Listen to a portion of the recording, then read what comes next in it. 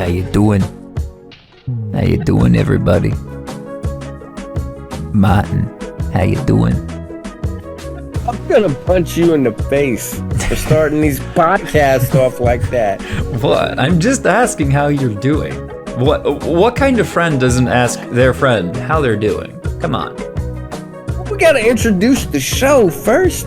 Well, they already know what this show is. If they're listening to this episode, as of recording episode 38 of Ministrymodus, they are probably well aware of who we are now at this point. So, if you want to introduce yourself and myself, be my guest. But every time we start, I'm gonna ask, how you doing? And you can't stop me. It's a free country, and you wanna know how I'm doing? You wanna know the truth?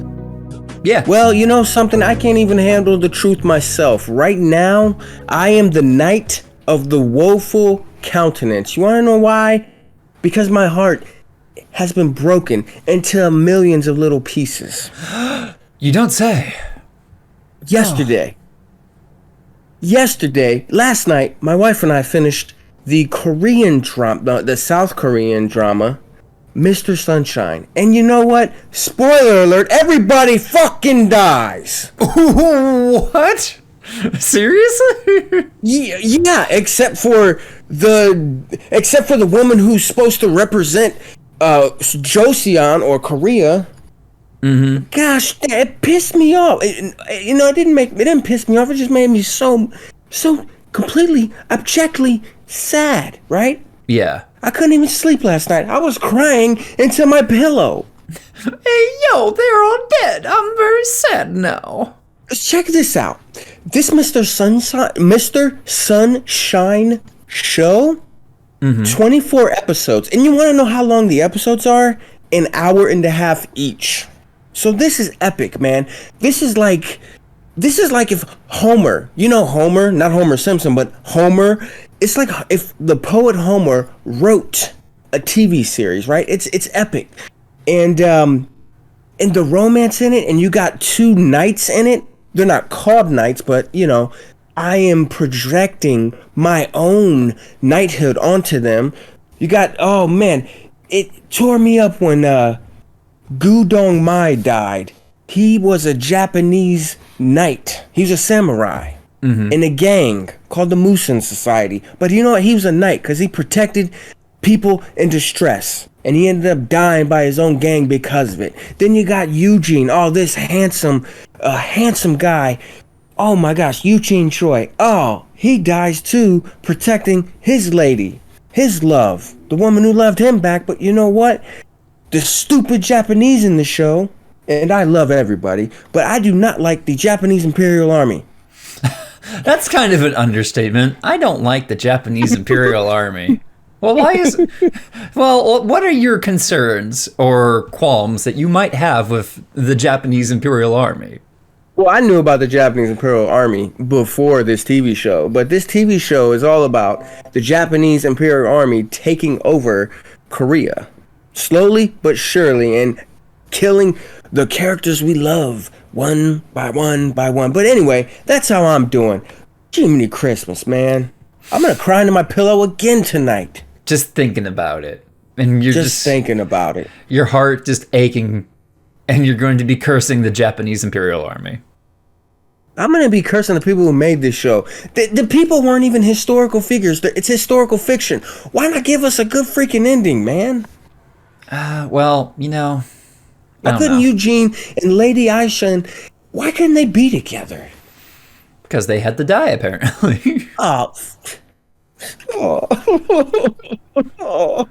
But anyway, how are you doing? Evidently not as bad as you. I actually just started to watch The Crown recently. A friend got me into watching The Crown. And my God, I'm not even done with the first season yet. Wow. What my thoughts about The Crown? Well, I find it particularly interesting.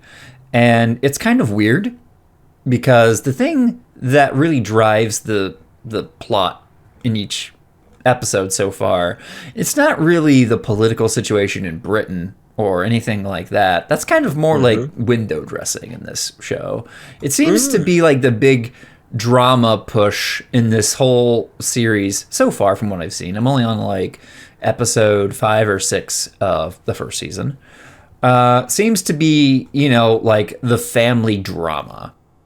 Like the I can see that. The family beef, the fucking dysfunctional, privileged, maladapted clan known as the Windsor family of the United Kingdom. Yeah. Like, my God.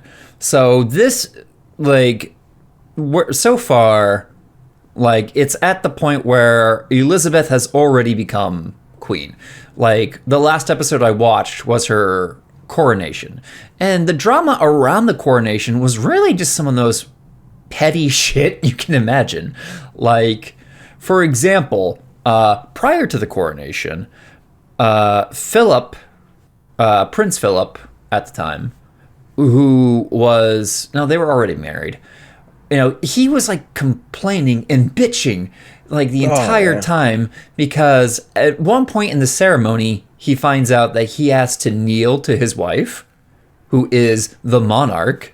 It's like, okay. And you have to he has to say this oath of loyalty to her, through thick and thin, blah, blah, blah, blah, blah, which, okay. A normal person would be like, whatever, you're my wife, that's fine. But this guy's like, oh, it's going to make me feel less of a man.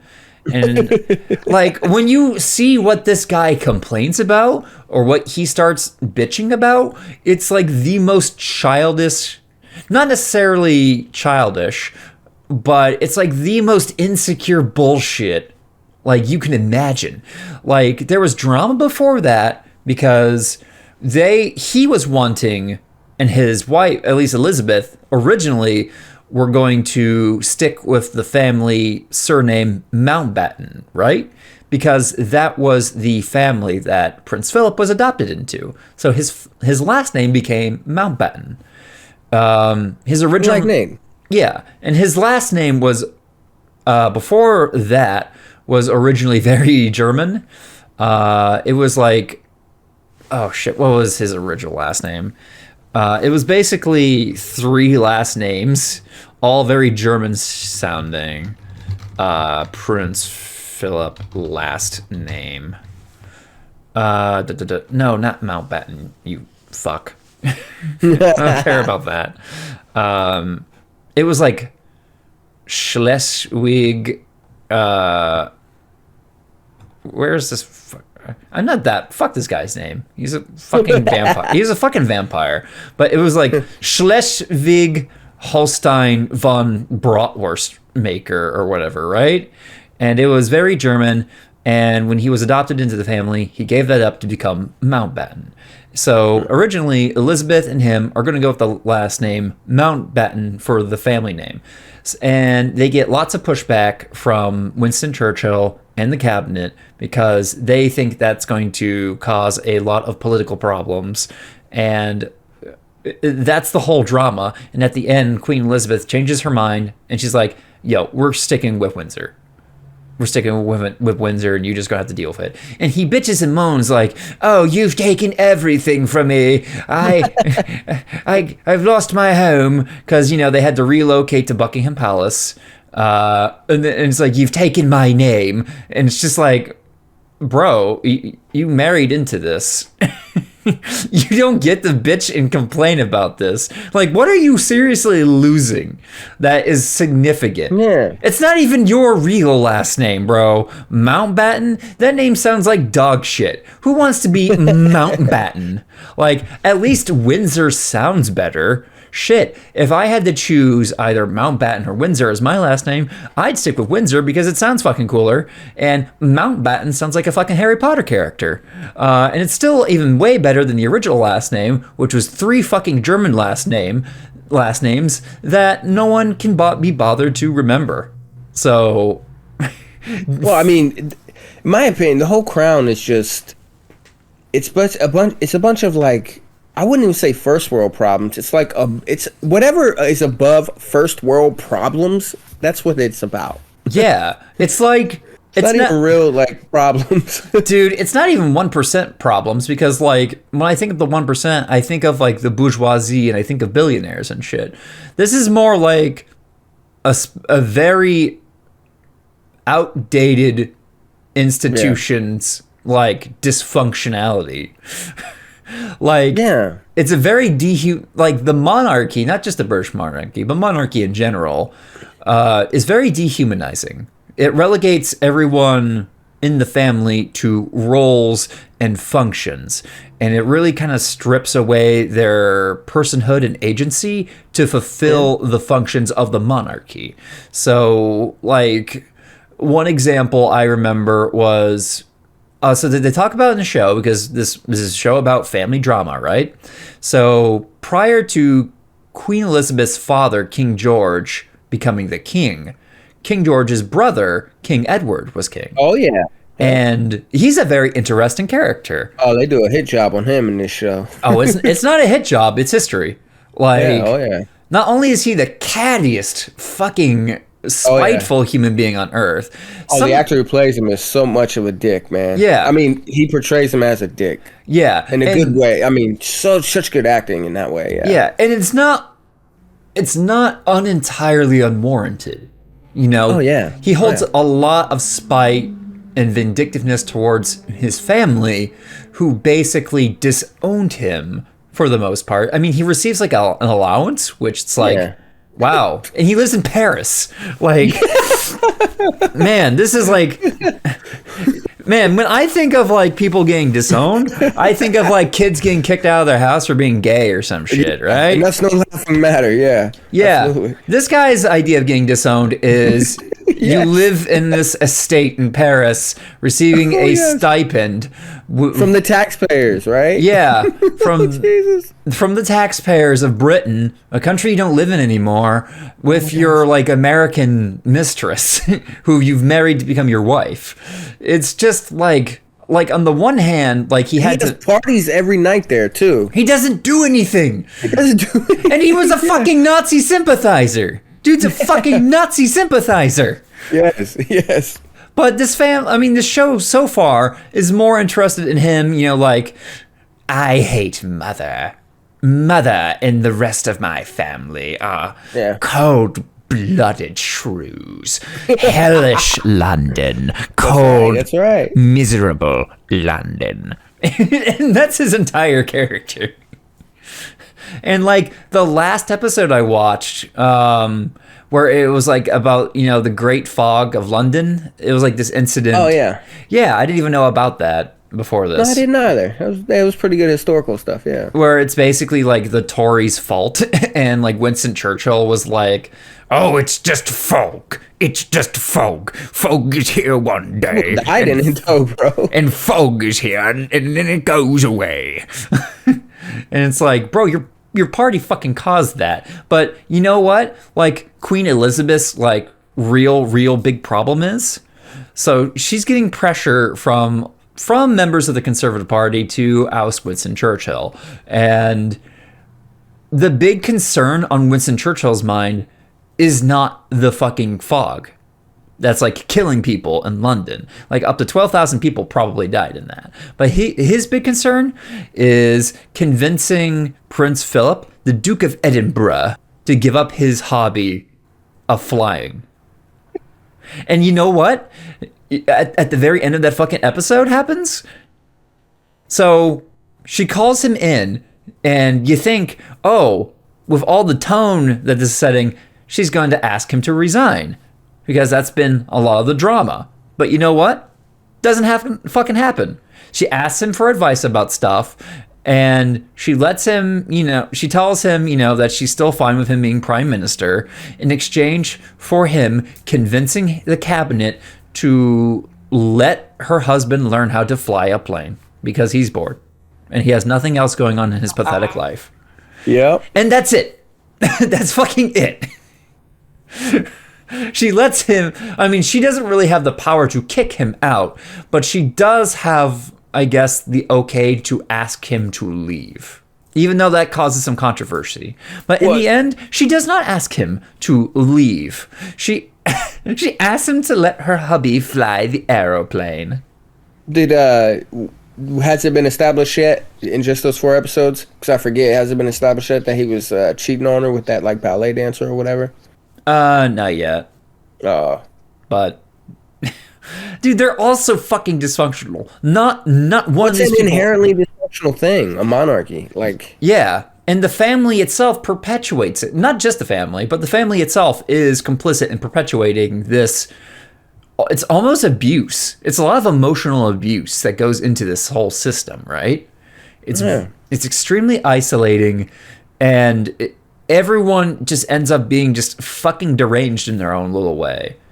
But I'm still enjoying the show, having my fun, kind of laughing at it. Yeah, I've seen all 3 seasons with my wife. Yeah, Prince Philip being a fucking crybaby diaper boy is kind of amusing, because it's like, wow, bro, you have like probably one of the most privileged positions on earth, and you're like, hell yeah, you took away my last name.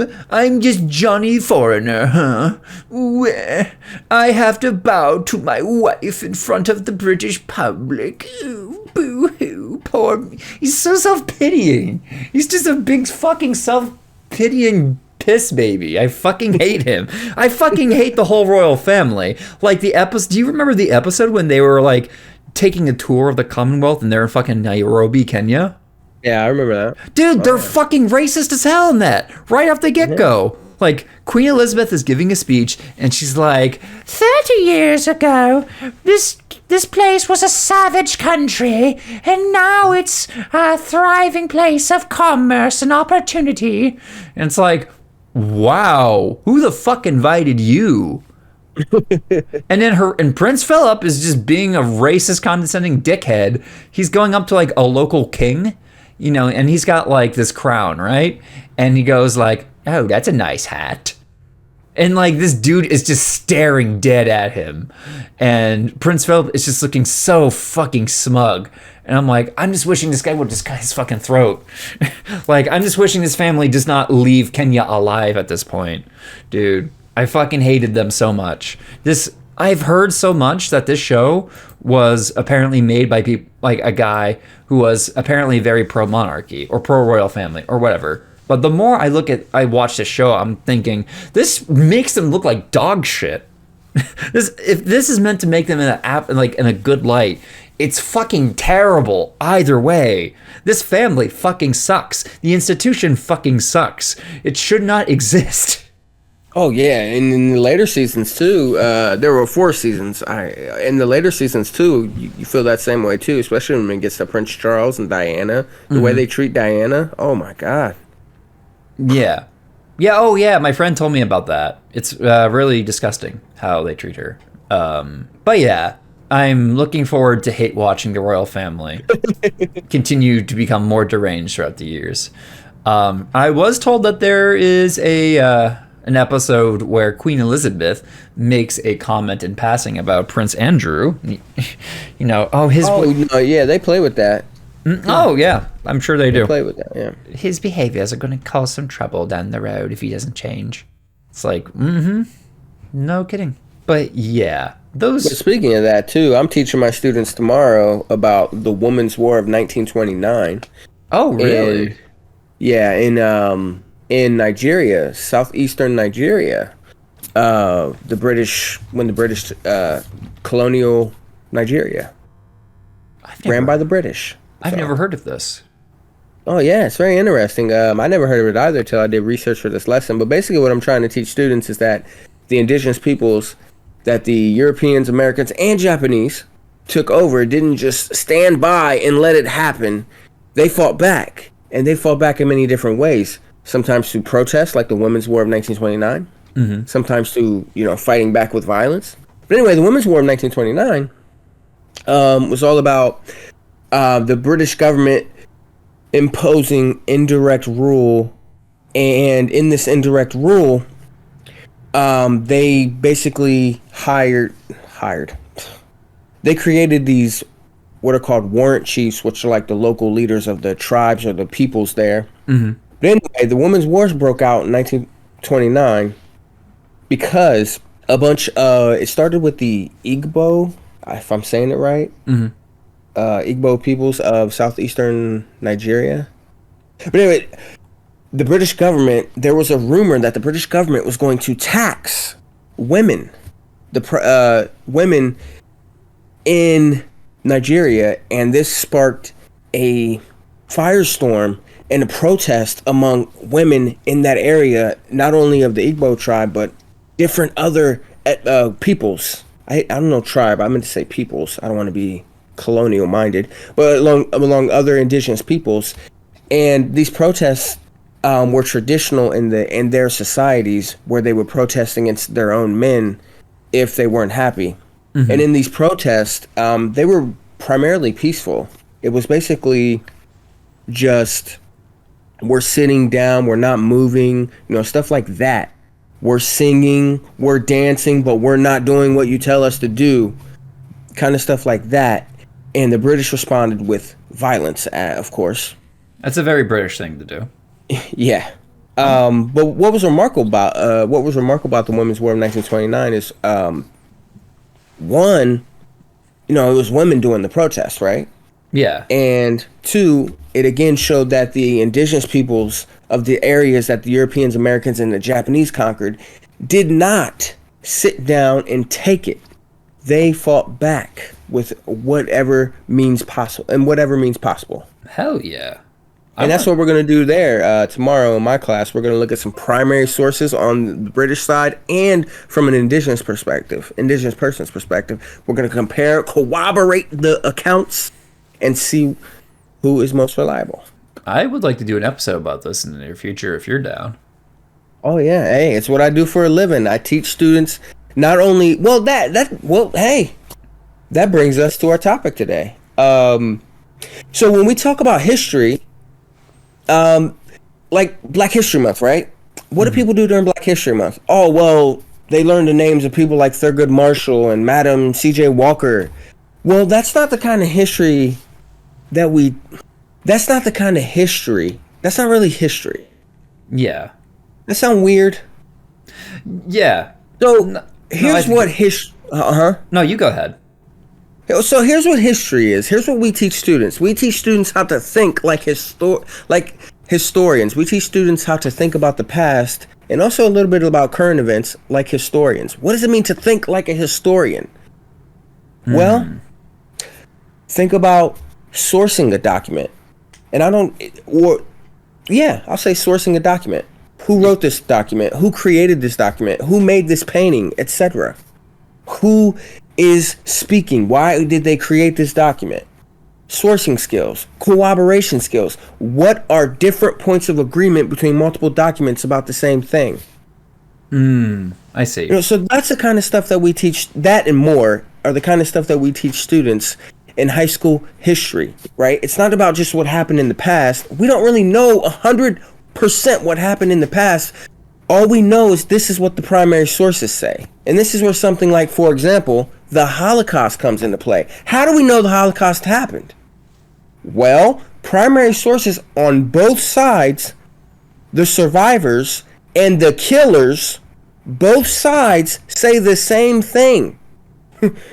It's kind of like, how we know the Revolutionary War happened, except one is obviously more documented than the other, and one of them is also more recent than the other, right?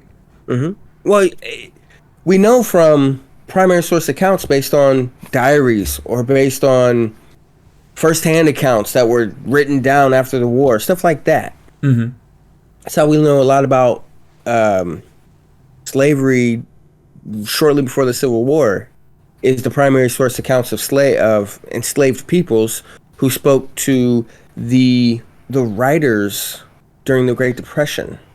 So some of stuff like that. All we have to go on basic is the primary sources. And this kind of relates to history is a science. It's a science because it's a social science. It's a social science because in science, and this is what I was explaining to students too when we talked about COVID-19 in my global issues class. In science, do we really know 100%? No, because science is always based on data. What if new information comes to light and it completely erases everything we thought we knew. Yeah. Well, then guess what? We got to change.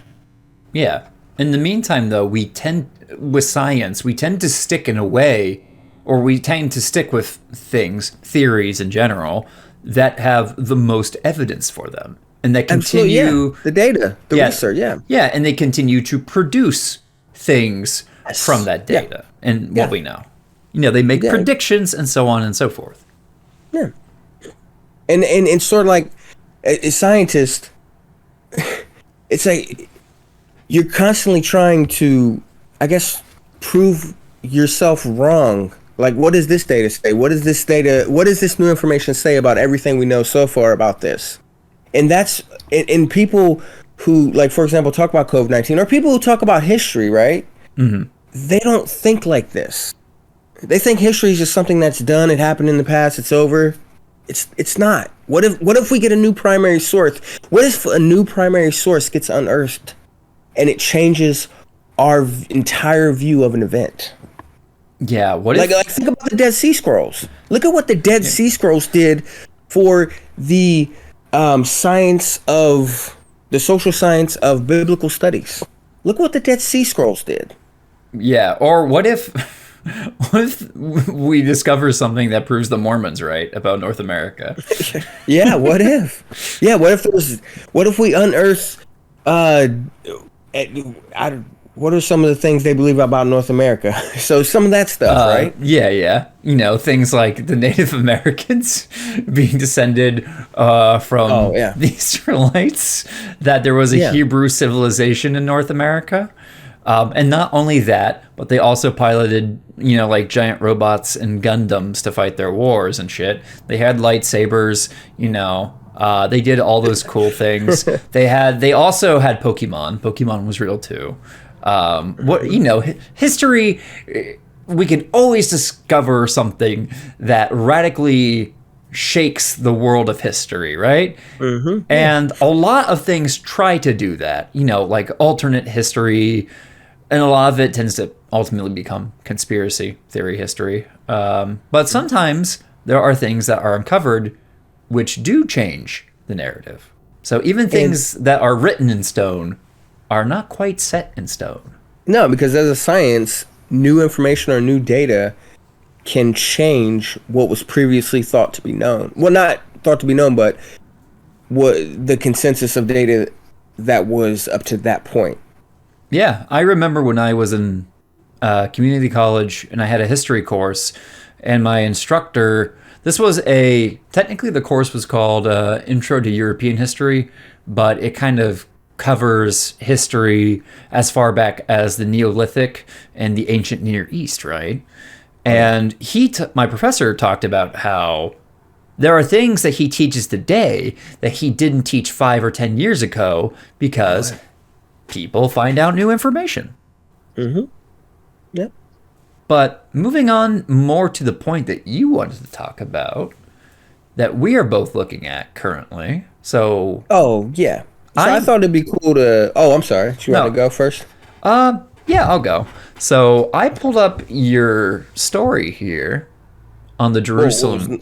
Not my story. I know, but the one you presented me, right? Oh yeah. So if you didn't know, Martin actually writes for the Jerusalem Post on the side, right? He's a weekly contributor, and he writes natively in Hebrew. So that said. We are looking at an article What? You don't think Jerusalem Post writes in Hebrew sometimes? Or do they? I don't know, but I don't know how to write in Hebrew. I know, I'm making a joke. I didn't get that far in seminary. Remember, I dropped out after a week. Yeah, you were like, man, fuck this. I was like Joseph Stalin. Like, fuck this. I want to become a bank robber, is what you said. Yeah, fuck right. this. You said fuck the seminary business. So, courtesy of the Jerusalem Post, this is a article, kind of centered around Jewish history being under attack. And the very first thing we see is a picture of Whoopi Goldberg speaking at World Pride, the 2019 opening ceremony of World Pride. And it's a combined celebration marking the 50th anniversary of the Stonewall riots. What this has to do with Jewish history being under attack, I don't know. But the very first paragraph reads, Whoopi Goldberg's Holocaust comments a few weeks ago. When was this article written? Oh, this article's written yesterday. Oh, okay. Are we supposed to say that on a podcast? Like, what when we're recording? Yeah, that's fine. We say more embarrassing shit. Okay. Whoopi Goldberg's Holocaust comments a few weeks ago highlight a worrying trend that is becoming increasingly widespread in mainstream discourse. On The View, co-host Whoopi Goldberg stated that the Holocaust wasn't about race, but rather it was about man's inhumanity to man, and that it was between two groups of white people. Ooh, right. Big fuck up there. Oof. While attempting to apologize on The Late Show with Stephen Colbert, she instead doubled down on her statements and said that the Nazis had lied and actually had issues with ethnicity and not race. She eventually made what appeared to be a more authentic apology on the daytime show. Goldberg said she regretted her words and that she stands corrected. Interesting. However, the incident highlighted a worrying trend that is becoming increasingly widespread in mainstream discourse. Whoopi didn't come up with this idea by herself. This is a narrative that would have been unheard of, but now is becoming widely accepted by people who aren't even anti-Semitic. Jews are not seen as a minority, but rather as white, which means they are powerful and cannot be real victims. Ooh. Over the last few thousand years, Jew hatred, which I prefer over anti-Semitism, honestly, has taken many different shapes and forms. Some forms of anti-Semitism have been more overt and pronounced, while others have been more subtle. However, they all share the same prevailing theme, a deep hatred of Jews, which is pretty cringe. Absolutely. Yeah. The anti-Semitism du jour distorts and erases Jewish history to reflect a narrative that is driven by political agendas, one that is intent on erasing Jews and delegitimizing their rights. When unhinged lies become gospel, it emboldens anti-Semites and provides a cover for their attacks against Jews. Without the truth, the Jewish people's rights and safety are under threat. This isn't the first time anti-Semites have attempted to erase Jewish historical truths. The early Christian church claimed that the Jews were responsible for deicide when it was actually the Romans, i.e. the killing of Christ, yeah. Yeah. The Soviet regime was one of the pioneers of Holocaust distortion and rejected that the Nazis targeted Jews. A more recent Oh, go ahead. Oh, I'm sorry. I was also going to add, I mean, you want to talk about even before the Holocaust with the Russian pogroms. Woo! Russia was not a good place to be a Jewish person. I mean... Yeah, no kidding. Not exactly the friendliest place on earth to be a Jew. Woo! A more recent example is the denial of the Jewish historical connection to the land of Israel, which I think is also bullshit. I mean, the denial of it is bullshit, is what I'm saying. I will also... Yeah. This was illustrated when, in the same week as Whoopi's comments... Why is that funny? Well, it's important to know, before you go further, so you disagree with the author here about the recent example of the denial of Jewish historical connection to the land of Israel. No, I agree with it. I believe there is, a connection to, the land. I just don't think they have a monopoly, is my opinion. Oh, yeah, okay. And it's important to note, too, that this article is an opinion, right? Remember historical thinking, right? Sourcing. This is an opinion. Yeah. So, it's why I believe that there's space for Palestinians and Israelis to live side by side. Absolutely. This was illustrated when, in the same week as Whoopi's comments, Amnesty International published a report claiming that Israel is an apartheid state. The report, which is... I don't agree with this, by the way. I will say, firsthand, I think Israel is doing some apartheid shit. The report, which is chock full of lies, quoting from the article, doesn't once mention Palestinian terror or Israeli security considerations, nor does it recognize the Jewish people's right to self-determination in their ancient homeland. And it's weird, though. And isn't that a weird argument? What? Hold on, sorry. Isn't that a weird argument? Like, hold on. My childhood home, right? Mm-hmm. Say I'm like 70 years old, and I lived in my childhood home from like when I was 5 to 18, and then suddenly I'm 70 years old now, and I'm gonna go back to my childhood home and say, yeah, my parents used to own this house, so I'm taking it over now. Isn't that a weird argument? I mean, I don't know if that's a proper comparison, but that's just weird. That's what it sounds like to me. I think in a lot of cases, it's not even your childhood home, right? It's more like your great-great-grandpa lived there. Oh, yeah. Oh, yeah. You know, the history, give or take, is a lot more, can be a lot more recent than other backgrounds because, you know, Jewish people are not a monolith. Yes. Oh, yeah. But, yeah, this is a very salty piece. I can sense I can taste the salt in between the lines of this article. Nor does it recognize the Jewish people's right to self-determination in their ancient homeland. What about the Palestinians? They have a right too. Amnesty. So we're disagreeing with this article so far. Well, at least this part. This section, yeah. Yeah. Amnesty made sure to admit these facts to ensure that the world perceives Israel as colonialist, as a colonialist apartheid state, so that it can legitimize BDS, the sanctions movement, boycott and divestment sanctions. I did not know what that is. Okay. Yeah, and attacks against Israel. Wow, that went very pro-Israel very quickly. Even more disturbing, an increasing number of Jews have fallen prey to this false narrative. Or Jewish progressive organizations like If Not Now, J Street, and Jewish Voice for Peace. I follow both of those, actually. Promote a revisionist history that denies the Jewish people's indigeneity to Israel and perceives Zionists as white colonialists. Oh my God. They don't even recognize their own history. This is starting to feel more like a hit piece the more I read on.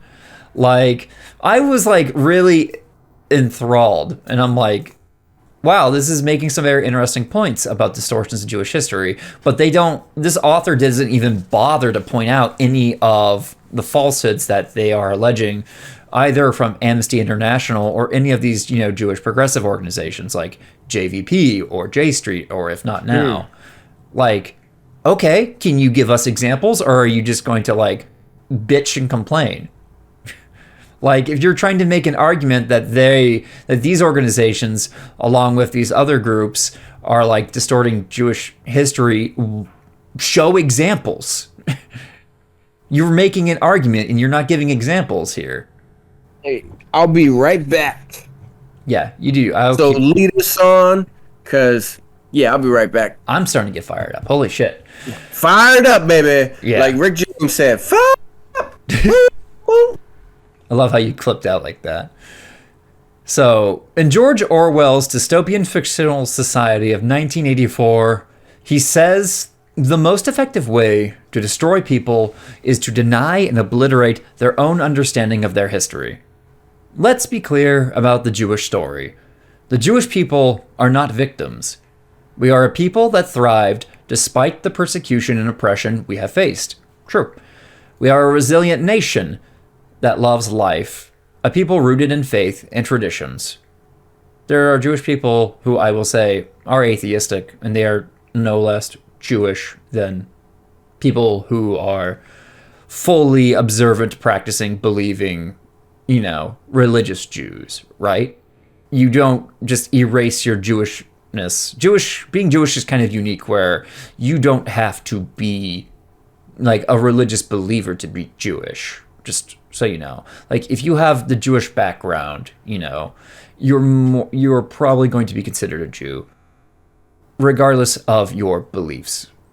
So, going back to where I left off, we cannot allow the haters to erase our history and take control of our heritage of nearly 4,000 years.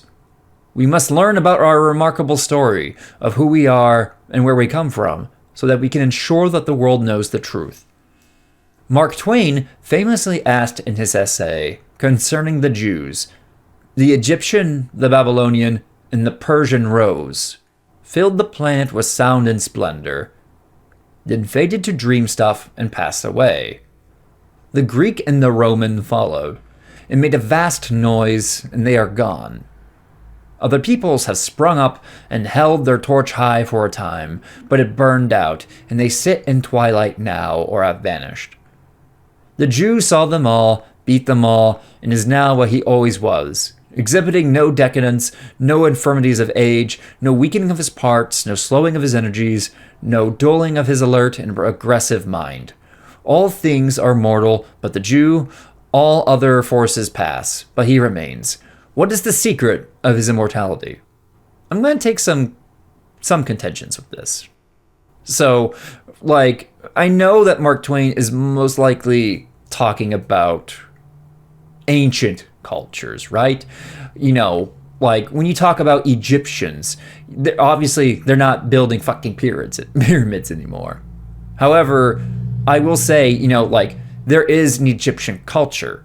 It's not the same Egyptian culture that existed 2, 3, 4,000 years ago, right?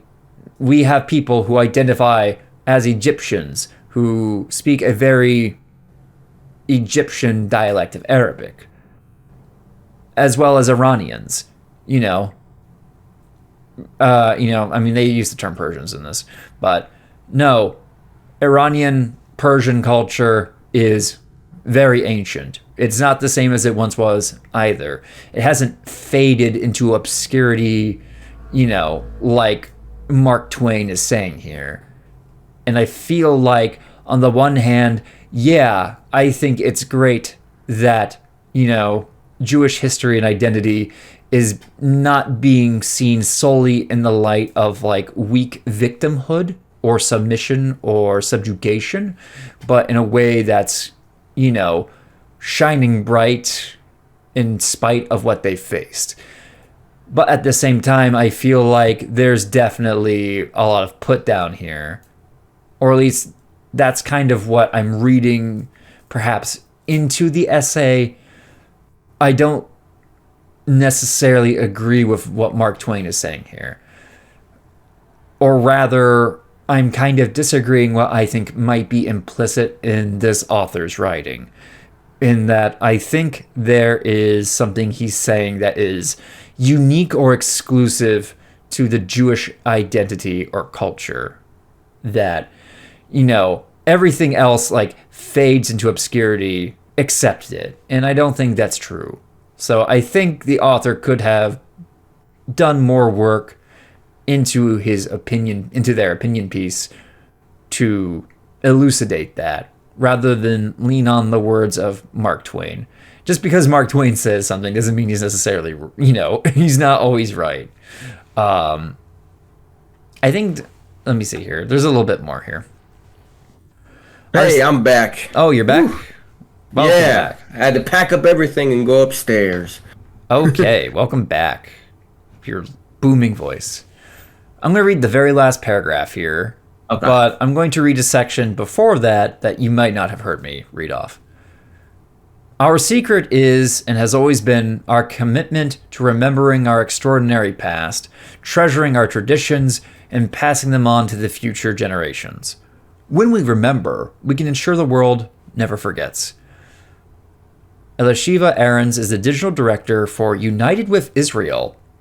As a dynamic and perceptive digital marketer, Aarons creates and implements successful strategies to promote the truth about Israel. Interesting. This op-ed is published in partnership with a coalition of organizations that fight anti-Semitism across the world. Okay. This was not a great article. I'm not gonna lie.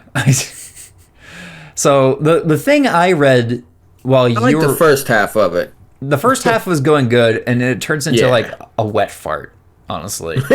Oh God! So, that's disgusting. If you have the page pulled up, do you see the paragraph where it is, you know, it starts with Mark Twain? Yes. So I'm going to read that, and I'm going to ask what your thoughts on this are. Mark Twain famously asked in his essay concerning the Jews, The Egyptian, the Babylonian, and the Persian rose, filled the planet with sound and splendor, then faded to dream stuff and passed away. The Greek and the Roman followed, and made a vast noise, and they are gone.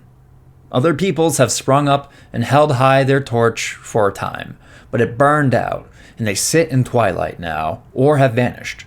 The Jew saw them all, beat them all, and is now what he always was. Oh my god, why does this keep fucking, like, the ads on this thing keep fucking with the... they keep moving the thing around. Jesus. Mark Twain said all that, by the way.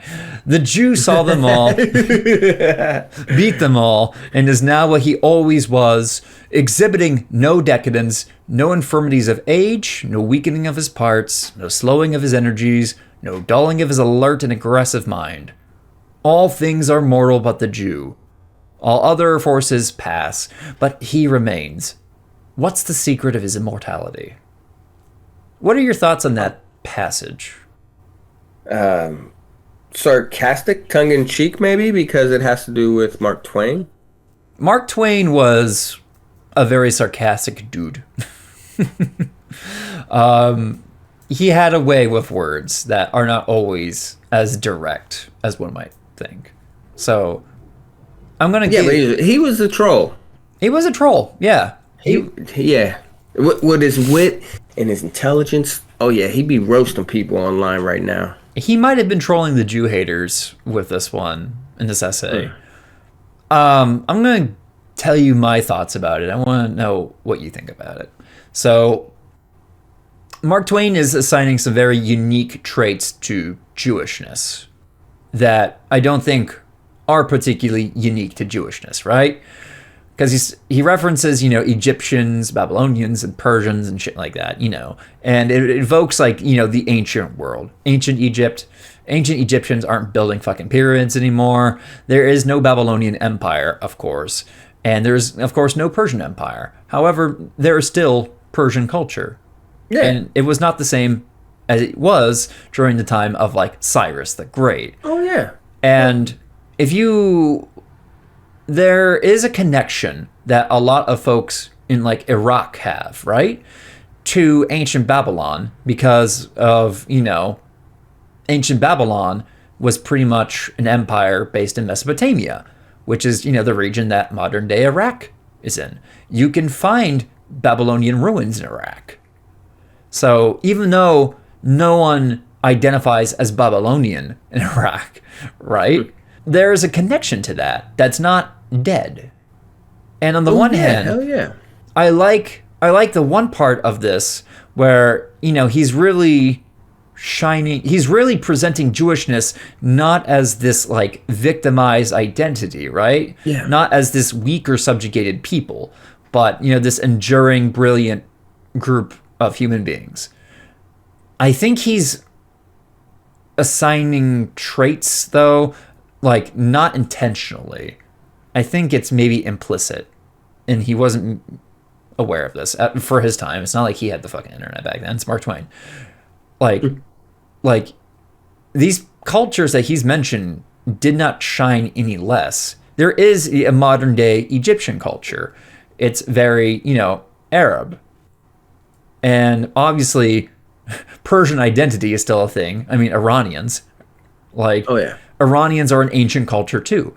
And this is not to, take away anything from Mark Twain, any of the positive traits that Mark Twain is assigning to, Jewish identity, right? Because I can see why this author went with that, in the context of this piece, because this is a piece about Jewish history. On the other hand, though, I don't think that the things that Mark Twain is saying are necessarily unique in reality to Jewishness. I think Jewish people have a very unique identity in history, but I think there's traits that I think the author is also maybe showing their bias here towards other cultures. I feel like given that this author has obviously very pro-Israel tendencies, right? These are cultures associated with countries that are not friendly to Israel. Ooh, yeah, good point. Egypt and Iran, specifically. Obviously, again... And also, Oh, go ahead. Well, oh no. Also, they weren't always called Jewish people. They were also called Hebrews. Right. So the name may change, but the people are there. Same thing with the Egyptians, well, the Babylonians especially. Yeah, the traditions that they Yeah. have today are not the same traditions as they Yeah. had back in these days. So I think, like this author is trying to really, it sounds like to me the author is like trying to really uphold the Jewish identity in a way that makes it shine, right? Yeah. And it's like, sounds like it feels like you think there's something unique. There's like, it sounds like the author is either implicitly or explicitly saying about Jewishness that is like better. Does that sound right to you in context? It sounds right to me. Yeah. What caught me about the article was the whole idea of white people. Like for example, a good historical question to research. What does it mean? What did it mean in American history to be white? Yeah. That's excellent. And you can look at documents all throughout the 1700s, the 1800s, the 1900s, and you can see that at certain points in American history, different groups that we now consider white, we're not white, because white is not a skin color, right? Mm-hmm. And for example, one of the questions in American history that we ask is when we talk about immigration in the 19th century, the late 1800s, we talk about how the British immigrants were seen more as white, whereas the Irish immigrants were not seen as white. And we can look at several political cartoons, primary source cartoons at that time, and see prevailing attitudes that compared Irish people with black people, putting them on an equal level. So that's what piqued my interest about this article. And especially a lot of Eastern European Jewish immigrants, right? They weren't seen as white during that time in American history. Yeah. Yeah, so that kind of piqued my interest in terms of that. This article is not great. Like, there is a problem that I think is actually real. Jewish history is under attack. Yeah, I think you can make a very good argument. This starts off strong, going off about cases, Whoopi Goldberg, and, like it mentions like the Soviet Union and shit like that, right? And I'm like, okay, that's good. The Soviet Union also had a problem with anti-Semitism as well as the Russian Empire. And then it sounds like they're even more worried about progressive Jewish organizations. And then it starts to kind of like, they they don't give any examples of this. They just accuse these organizations of being revisionist. And they don't give any examples or cite any evidence. They just say these groups are bad. They promote revisionist history that denies the Jewish people's indigeneity to Israel. And then they talk about they mention George Orwell to really spook you out. In George Orwell's dystopian fictional society of 1984, he says the most effective way to destroy people is to deny and obliterate their own understanding of their history. So let's in context to the paragraph before that, the one about, these progressive Jewish organizations, like, wait, like, are you saying these people are going to destroy the Jewish people? Or is that what you're saying? Like, these organizations are a threat to all Jews? Are you sure? Can you make a case for that? And then they go on, and then they talk about, the Jewish story. They argue that Jewish people are not victims, which I'm like, okay, cool.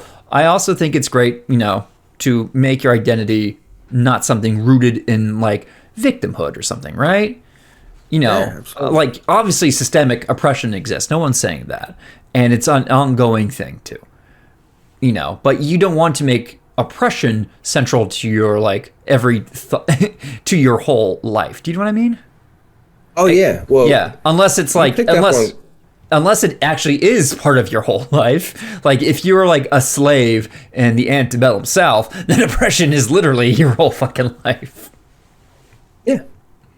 And you picked up on two interesting things, one of which is you just practiced the historical thinking skill of close reading.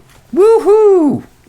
I'm the best. When you talked about the juxtaposition of the George Orwell quote with the previous paragraph, that was quite astute of you.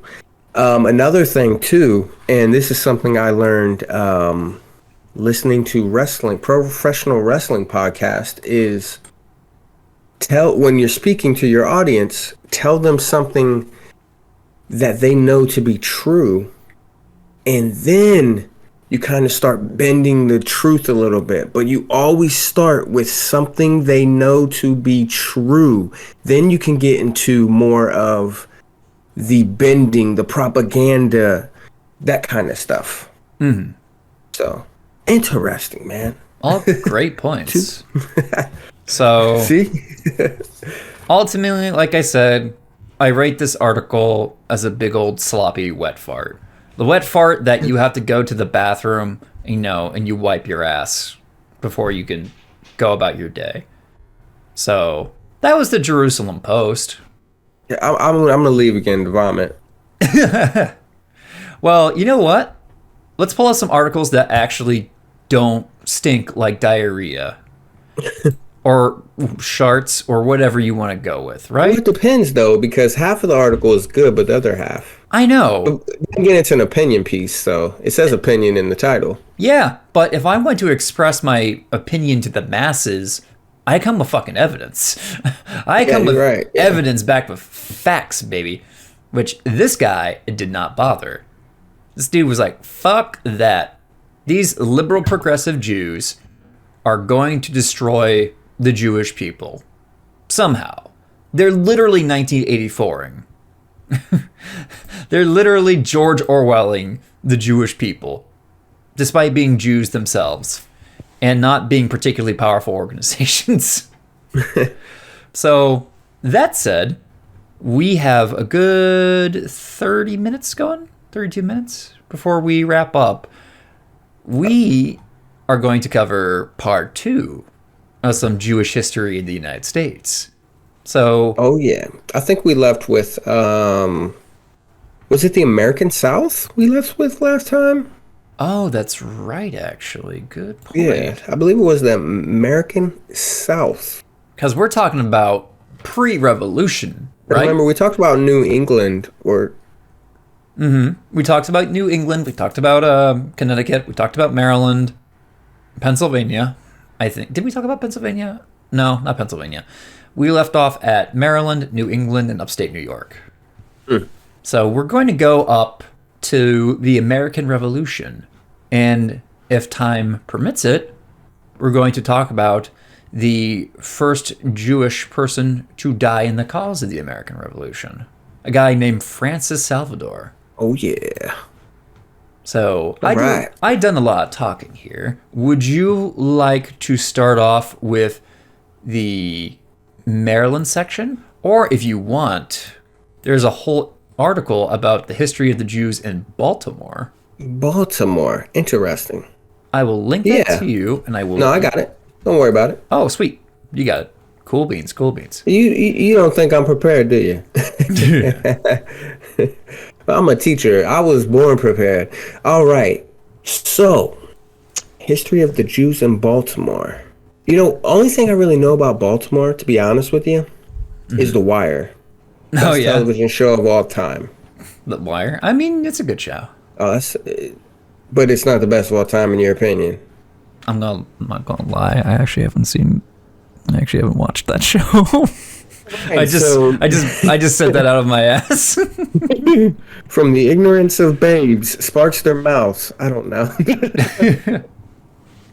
What about babes? Babies shooting sparks out of their mouths? That's crazy. So, whoa, this is pretty cool, though. The first source I see here, and for those of you who are like, where are y'all at? We're at the History of Jews in Baltimore on Wikipedia. But the first source I see is the 1906 Jewish Encyclopedia. What? What is this? Let's find out some sources, baby. Primary sources.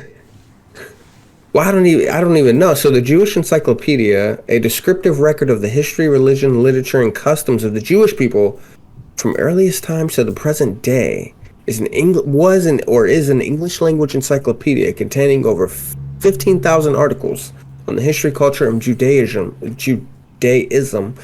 up to early 20th century. Oh, so this is secondary.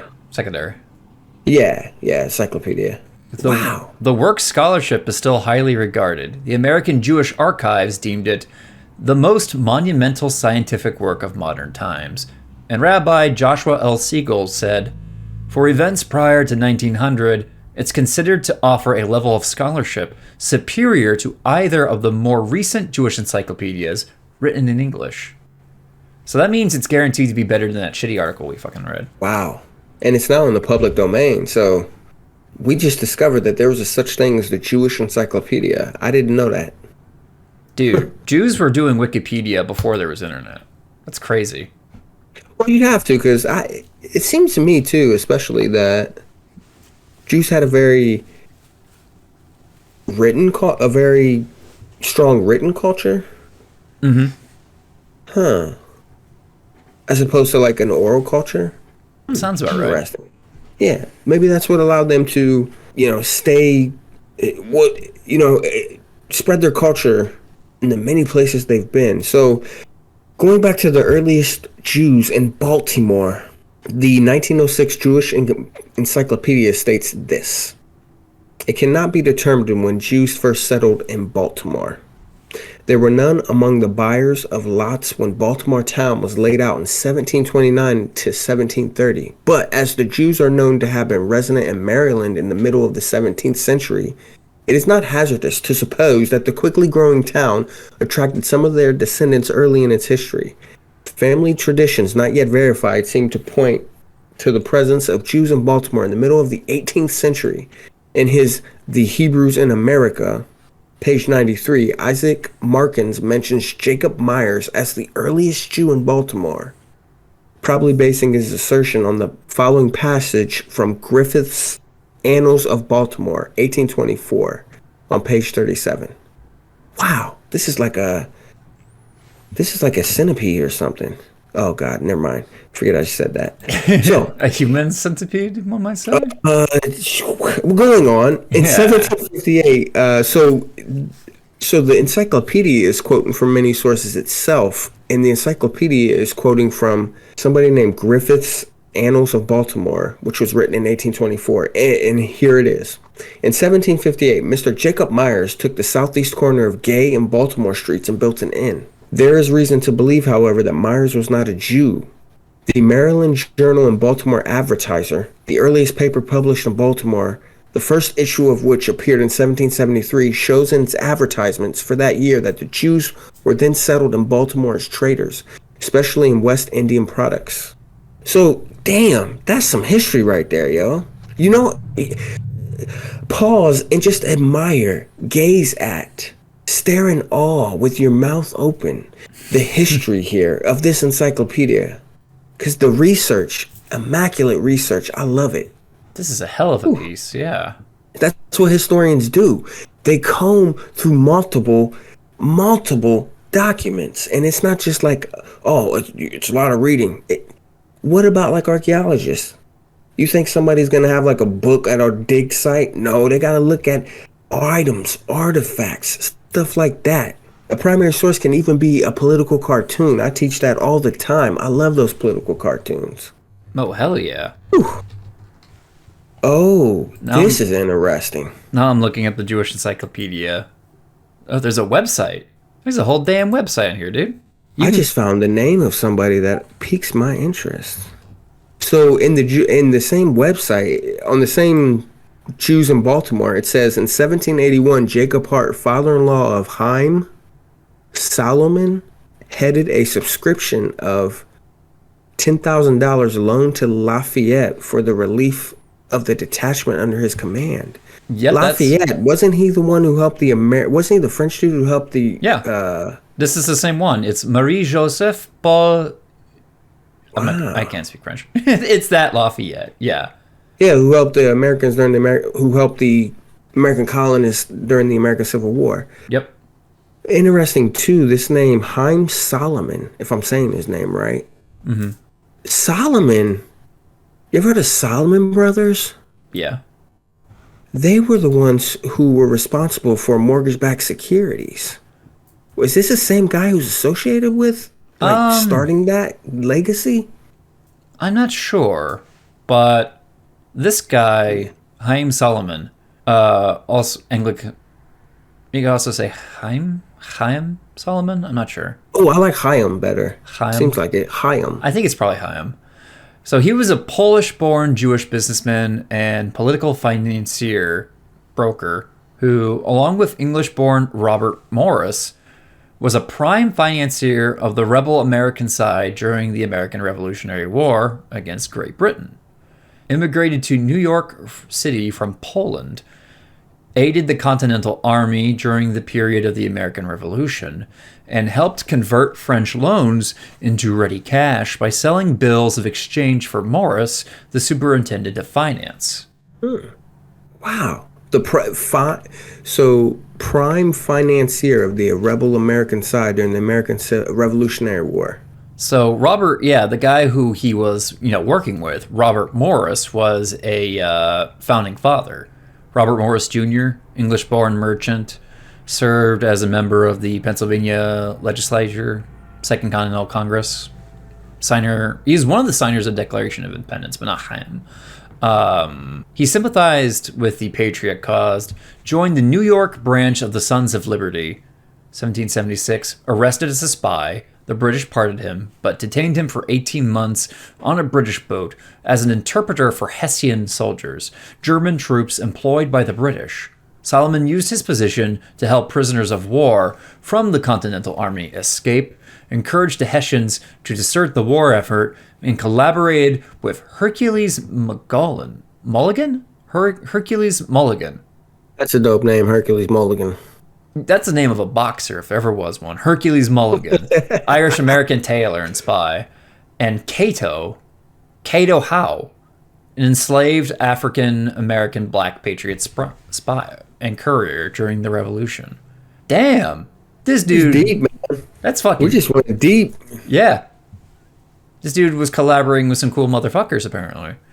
So... in 1778, he was arrested again, convicted of espionage, and sentenced to death. Again, he escaped, making his way with his family to the revolutionary capital in Philadelphia. Damn, this dude is dabbing on the authorities. He's making his escape and dabbing on the cops. Good on him. He was also involved in Jewish... he played a huge role, basically, helping finance this war. Let's see. Jewish community. He was involved in Jewish community affairs and being a member of Congregation Mikvah Israel in Philadelphia. And in 1782, he made the largest individual donation towards the construction of its main building. In 1783, Solomon was among the prominent Jews involved in the successful effort to have the Pennsylvania Council of Censors remove the religious test oath required for office holding under the state constitution. Hell yeah. These test laws Separation of church and state. These test laws were originally written to disenfranchise the Quaker majority. Quakers objected to taking oaths at all, but many were caught up in the anti-democratic ploy. That's fucking interesting. Yeah, it's like the more you peel back, the more layers we're getting here. Yeah. So this is kind of seeing the Jewish American contribution to the Revolutionary War. Big time. It was Solomon's old friend, Robert Morris, who actually introduced legislation to end the test laws in Pennsylvania. In 1784, Solomon answered anti-Semitic slander in the press by stating, "I am a Jew, and is my own nation. I do not despair that we shall obtain every other privilege that we aspire to enjoy along with our fellow citizens." And he was involved in a little bit of Freemasonry here and there, too. But that's not really super important. Died suddenly and in poverty on What the fuck? That was weird. Wait, what the fuck happened? I mean, I didn't read his entire life, obviously, because it's a lot. Our time is limited. It says in the next sentence. Due to the failure of governments and private lenders to repay back the debt incurred by the war, his family was left penniless at his death at age 44. Okay, so I'm sorry. I can elaborate a little bit here. So he died in 1785. This was when the Articles of Confederation was the Constitution of the United States of America. Right. Before we had our Constitution that we now know today, there was the Articles of Confederation. And for those of you out there who may have heard people say, yeah, man, I'm all about states' rights. I want states to be powerful. F the national government. Well, the Articles of Confederation was kind of your thing. But there was a problem with the Articles of Confederation. The states had too much power. And so in 1787, a new constitution was formed. The constitution that we now know today, which had more of a federalism approach. So there you go. So that's the context of why this guy went penniless, because during the Articles of Confederation, after the war, the Revolutionary War, the American Revolutionary War, there was a lot of issues with the states acting like their own little kingdom. Well, I won't say kingdoms, but their own little private little countries. And think about this. What happened if you wanted to? What happens if you want to take money from Virginia to Pennsylvania? Right, new currency, different trading laws. It was all over the place. So that's why this guy was left penniless, because of the failures of governments and private lenders to repay the debt from the war. So I guess people owed him a lot of money, but they said F it. Yeah, the hundreds of thousands of dollars of continental debt Solomon bought with his own fortune were only about 10 cents on the dollar when he died. So this guy went broke so that United States of America will become a country. This guy's a hero. Yeah. He's a hero. Yeah. There you go. A hero of American history. I never heard of him. I am Solomon. There you go. Solomon, rather. Dude, this is another guy in our show's canon. I am Solomon. And eventually we're going to have to talk about motherfucking, where are the other guys? Hercules, Mulligan, and Cato. Cato Howe. Oh my God. I'm going to start writing all these names down when I re-listen to these podcasts. Cato Howe is such a badass fucking name, too. Cato Howe? Yeah. He was a spy. Well, I like Cato. That's a Roman name, but Howe? You like H-O-W-E? Okay. Cato Howe. Yeah. Oh shit, he was black? Yeah. But sir, you're black. You ever seen Lethal Weapon 2? But nah. Sir, you're black.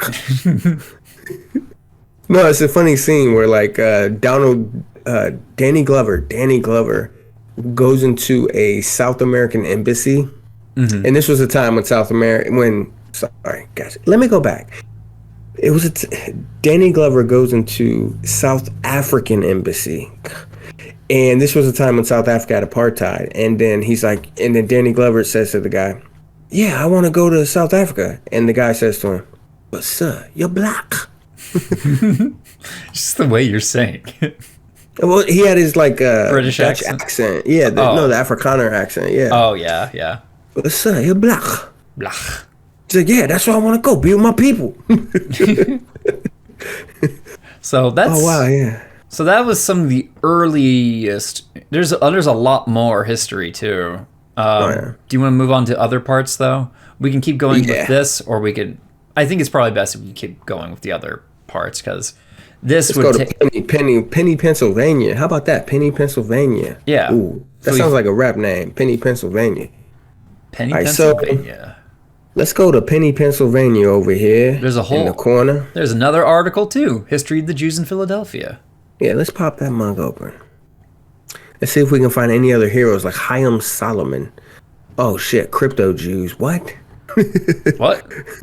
It's the history of Jews in Pennsylvania, although not counting crypto Jews or their descendants. Oh, I had the one in Philadelphia.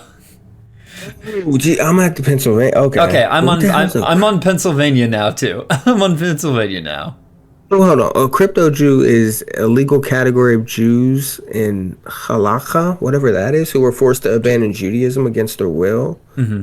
Yeah, I don't know what that is. I don't need more context. But you said Philadelphia?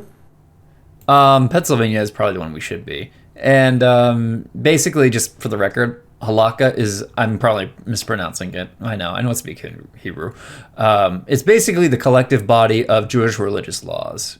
It's derived from written and oral Torah. So it's kind of like loosely translated as Jewish laws. All right, so let's see what we can skim here. So, on June 14th, 1656, the directors of the West India Company wrote to, remember Peter Stuyvesant? Oh, that fucker. Yeah, that motherfucker. So basically this has to do with him again. Yeah. So this has to do with him again. So yeah, that was last episode. So Philadelphia in 1681, when William Penn gained possession of the land that bears his name, there must have been several Jewish settlers in the southeastern portion. The earliest Jewish resident of Philadelphia, of whom there's any record, was Jonas Aaron. Again, it's one of those names where they got two first names, right? Jonas Aaron. Jonas Aaron. Yeah. Remember Judah Monis or so? Judah Moni? Judah Moni. Judah Moni sounds like a Jewish Italian mobster. That's a guy I don't want to fucking meet in the back of an alley. Kind of name. I was thinking porn star. Big Dick Chunamoni Rex. Middle-aged MILF. Woo. I love the what's it called? Is it alliteration? Yeah. So anyway, continue. So the earliest Continue.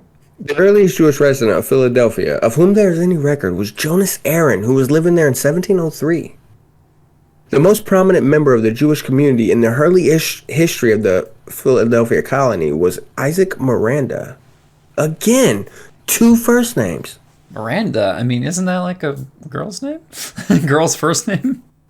Isaac Miranda. It could be like a non-binary name. It's a cool name. That sounds like the name of a musician, someone who plays like a lot of synthesizers and shit like that. The date of Isaac Miranda's birth is unknown. He died in Lancaster, Pennsylvania in 1733. There was also, so in 1723, a guy named James Logan. What? That sounds like it could be any like white dude though. No. So James Logan, secretary of the province of, I guess, Philadelphia, refers to Isaac Miranda as an apostate Jew or fashionable Christian proselyte. Proselyte, basically, convert. So, fashionable. That's weird to call somebody that. What was he like going down the street with these gay colors on? Hi, I'm a Christian. What kind of stuff does a Christian wear in this time to indicate their Christianity?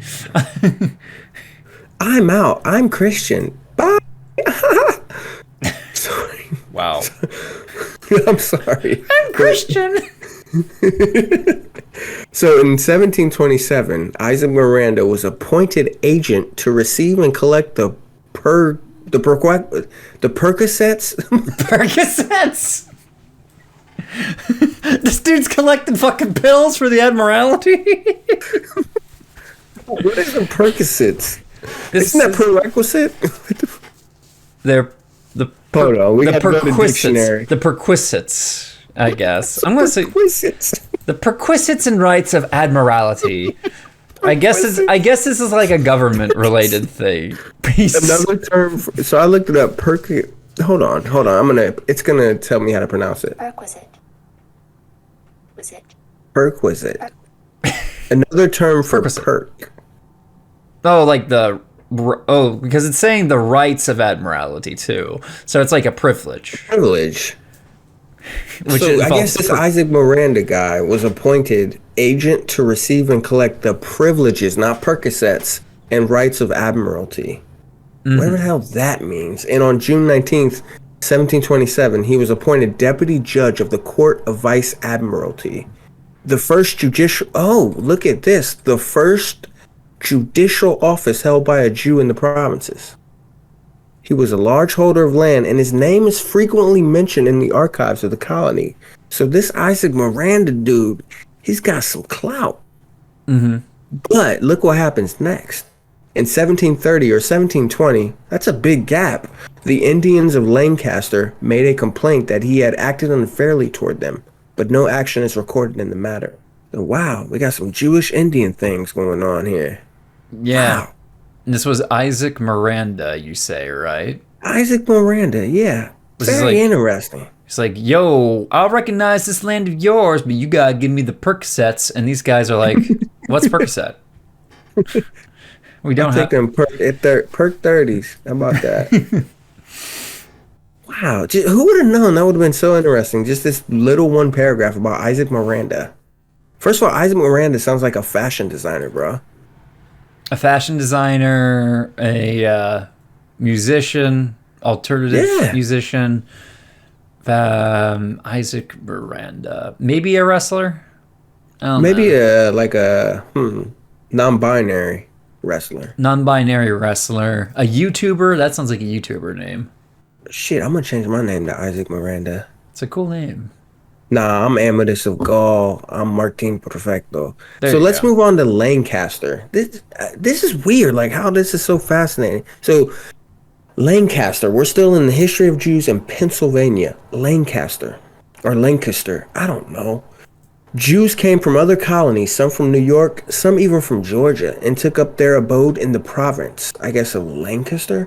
After Philadelphia, the next city in which they settled was Lancaster. The first Jewish resident was Isaac Miranda. Hey, all right, so we know him. Mm-hmm. Oh, I'm going through. Oh, we're good. So let's go to Scranton, PA. Scranton is the sixth largest city in the state of Pennsylvania and the county seat of Lackawanna County. Lackawanna. That's a mouthful. That's awesome. Lackawanna. Do you want a Lackawanna with me? So, Jews settled there when the city was still called Harrison or Slocum's Hollow, the present name having been given to the city about 1850. The first Jew to hold public office, I think in Scranton, was Joseph Rosenthal, who was Scranton's first, and after a long time, its only policeman. Oh. He's a This was in popo. 1860 when the population numbered about 8,500. Wait, he's the only cop? What? Yeah, I'm like, what? Hell yeah, I want to live here. And he's policing 8,500 people? Dude, you can get away with fucking anything. It's like you can outrun the one cop, you're good. You can get away with fucking murder. Shit. That'd be hilarious. In Lackawanna County, too. Lackawanna. Oh, man, that's crazy. There's a lot here too. Wow. Oh, man. There's a whole lot.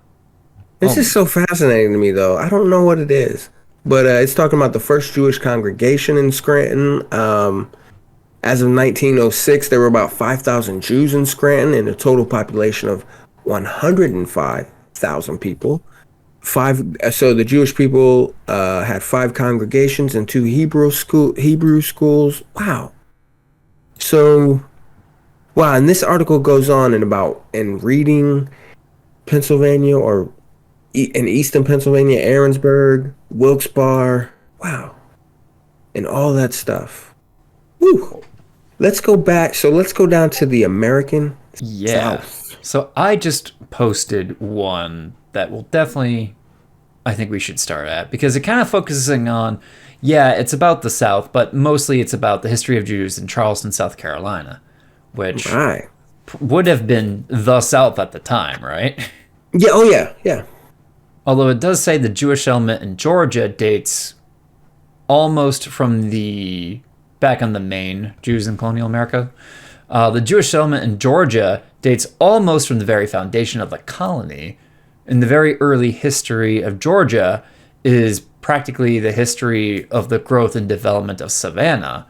Jewish life centering in that city. Let me see here. Jewish life centering in that city. It would appear that the movement was set on foot in London to settle some Jews in the colony, even before James Oglethorpe. James Oglethorpe, who's that? Oh, he was a member of Parliament and British soldier. He's the founder of Georgia. Okay. But it looks like I'm thinking, at least according to this, it looks like this is an earlier presence in the South than the one in Georgia. Because this is going back, apparently, because the earliest record of a Jew in Charleston, South Carolina, is back in 1695, when one is recorded as acting as an interpreter for the governor, John Archdale. The Jewish interpreter was interpreting between English and Spanish for a group of Yamasee who had captured 4 Spanish-speaking Yamasee to sell as slaves in Barbados and Jamaica. Yeah, we'll definitely focus on this one. Hell yeah. So, in 1702, Jews appeared in numbers and voted at a general election.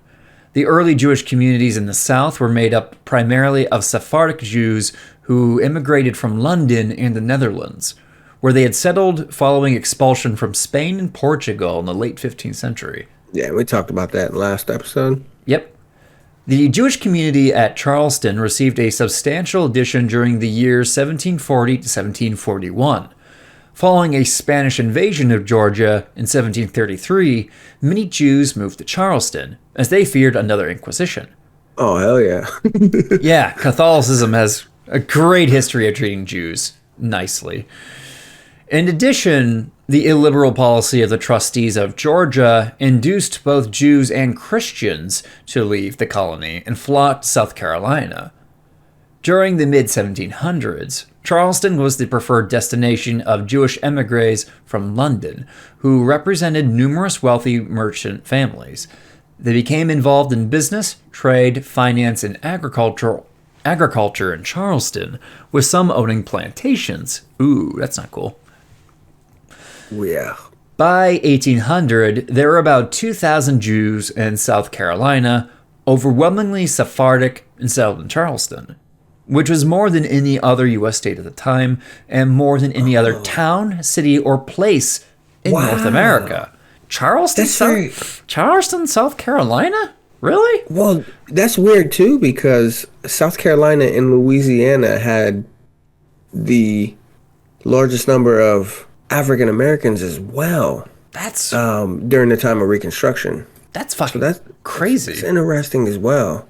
Yeah. Wow. Damn, dude. So, yeah, some of the first black people elected to United States Congress were from South Carolina. Mm-hmm.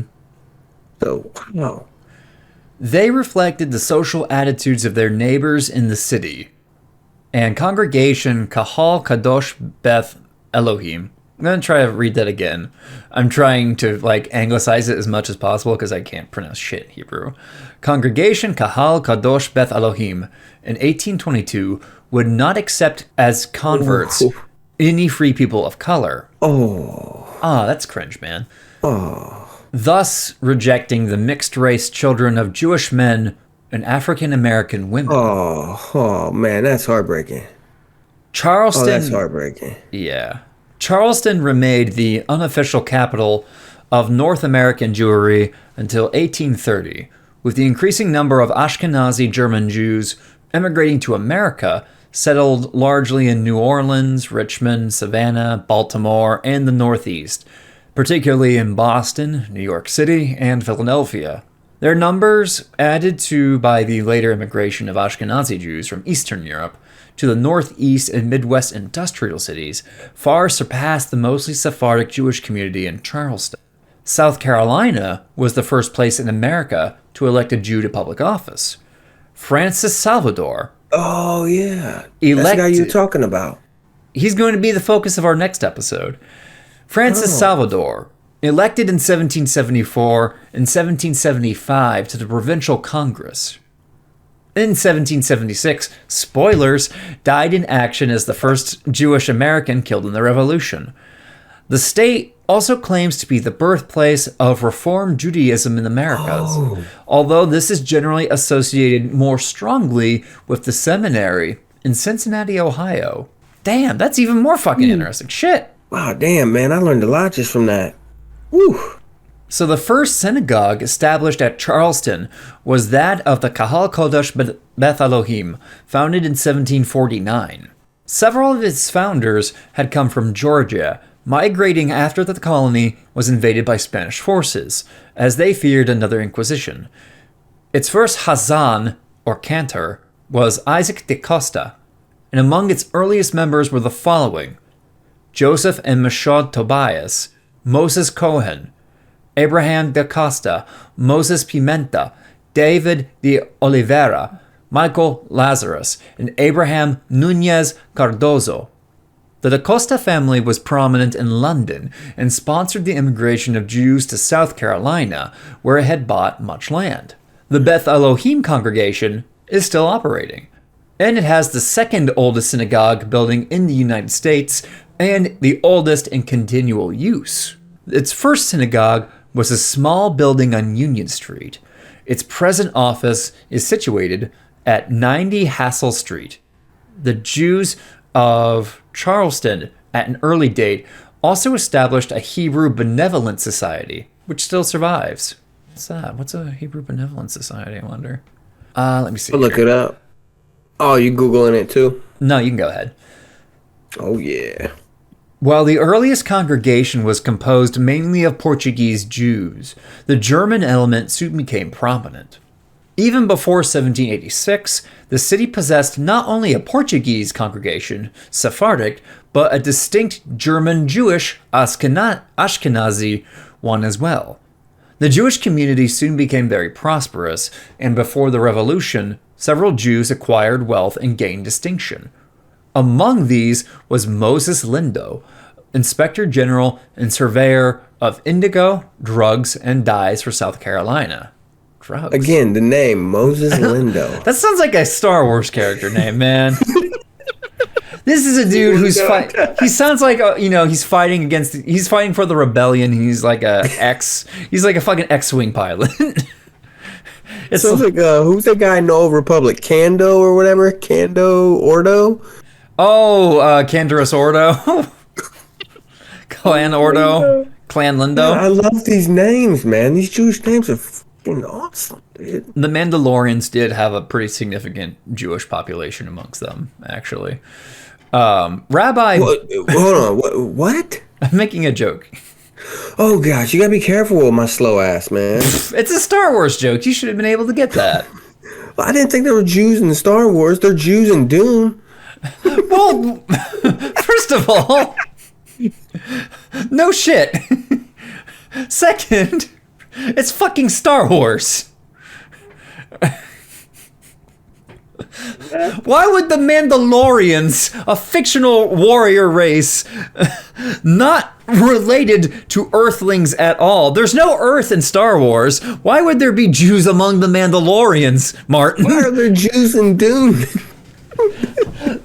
Dune has Earth as Earth is canon in Dune. That's why there's groups called Catholics. There's different religions in Dune. That's why you have Buddhism and shit like that. Because it has connections to Earth, Martin. Star Wars has no connection to Earth.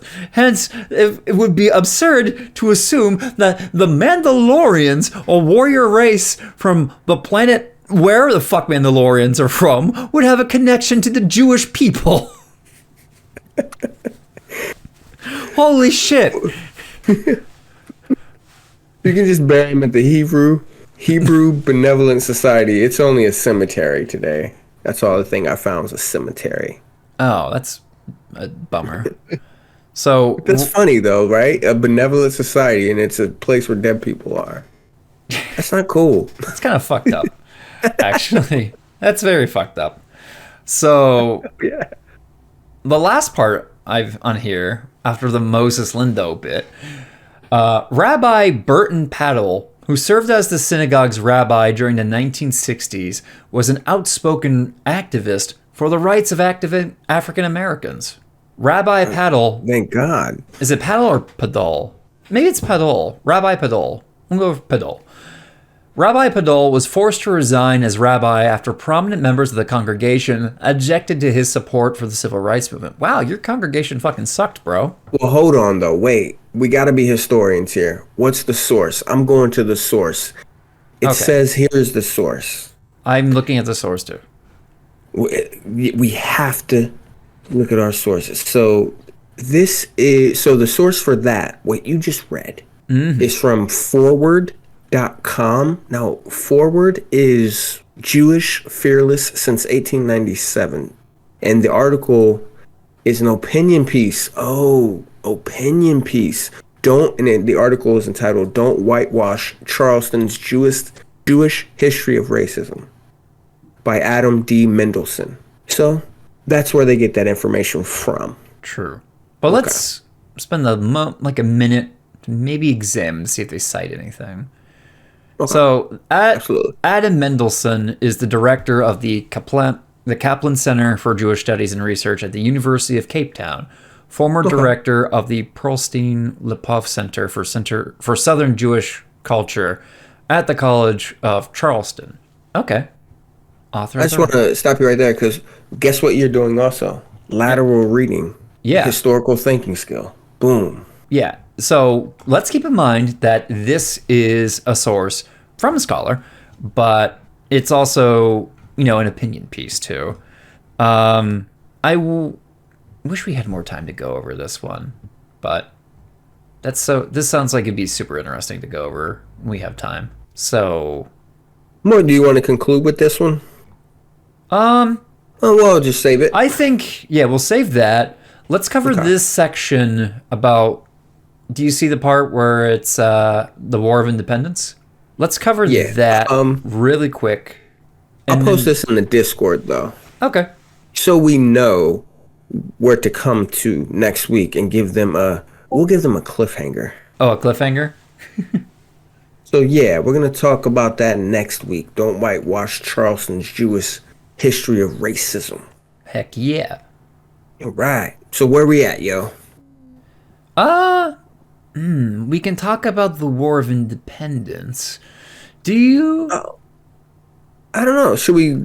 Because this is mentioning this mentions our boy Francis Salvador. Francis Salvador. Yeah. So, cliffhanger, folks. We're going to save this for next week because we're getting into the American Revolution, and we're going to be talking some more about the Jewish contribution in the American Revolution, which we talked about somewhat earlier too, with Haim Solomon.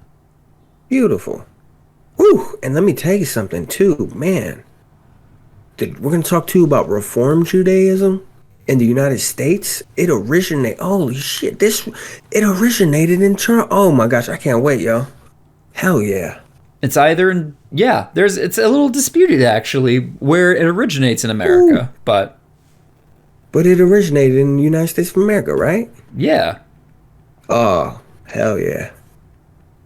Oh, yeah. Sweet, sweet, sweet. So, thank you again for joining us, everybody. This was a very fun and illuminating episode, as always. We got to really enjoy some of these names here. Moses Lindo, Jedi Knight, Mandalore. No, Moses Lindo would be he'd be a rogue type of character. Yeah, he'd be like a smuggler. Would he be like a smuggler? Because that's the kind of thing. Not because he's a Jewish, but because of the name. Oh, that's right. Lindo. Yeah. Yeah. He pilots his own unique starship. It can outfly any Imperial TIE fighter like nothing. It's a match for the Millennium Falcon. Better than Slave One. Dude, no. If we're talking Star Wars, it has to be the best Star Wars, the Old Republic, not them Disney shit. Yeah, fuck all that. So we also talked a lot about who was it? Aaron. Aaron. Damn it! His name was two first names. He had two first names. And they were his full name. So we learned about that guy. John Aaron, I think, or John Aarons or somebody. We learned about Haim Solomon, too. Solomon, sorry. Yeah. Haim Solomon, who was a hero of the American Revolution. Died penniless and poor for all his efforts. For his country. Yeah, we learned quite a bit. So thank you once again for joining us. Make sure to follow us on the Twitters. You can find us at Ministrymodus. Or you can follow us on YouTube now Because we're on YouTube. You like YouTube, right? Sometimes you don't like relying on these platforms to listen to your podcasts. Well, guess what? We're on YouTube, so now you can catch our episodes there too. Isn't that neat?